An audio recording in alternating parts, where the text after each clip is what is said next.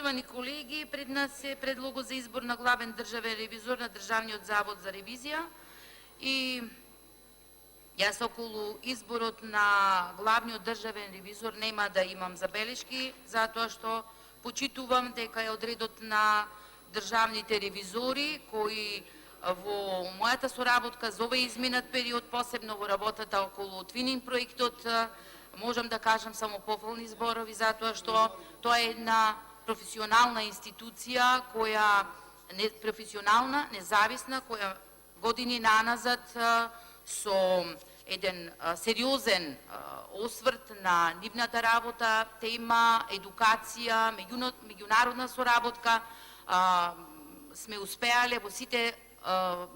делови на нашата презентација или соработка да бидеме горди што во делот на една ваква државна ревизија имаме вакви ревизори. Меѓутоа, она што сакам да го напоменам е дека овој завод за ревизија, односно Државниот завод за ревизија и собранието се клучните сегменти во делот на надзорот на трошењето на јавните пари и во овој изминат период, посебно во делот на соработката при започнувањето на твининг проектот, кој започна од Европската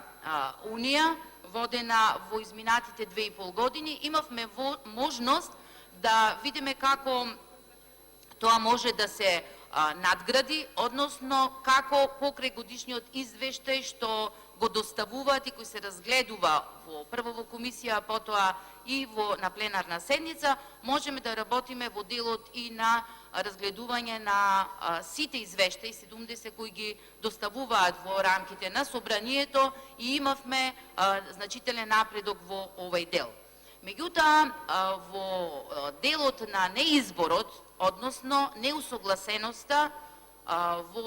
при изборот на главен државен ревизор, ние подваливме пред се политичарите, затоа што една ваква институција ја оставивме обезглавена. Пред се, тоа го направивте вие, колеги од власта, заради ваша неусогласеност. Имав можност на последната етапа, и тоа во Тирана,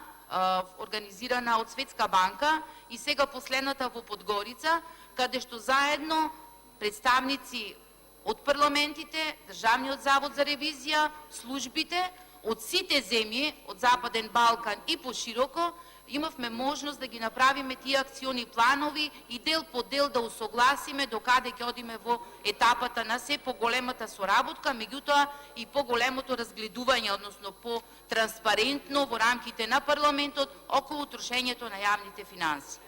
Последно, на самата конференција во Подгорица, навистина како представник од Македонија, како пратеник, бев засрамена пред се како политичар, што единствено нашите државни ревизори не беа присутни, затоа што се работеше за една обезглавена институција, иако имаме едни од најдобрите професионалци, што имав можност да ги видам во рамките на регионот и пошироко.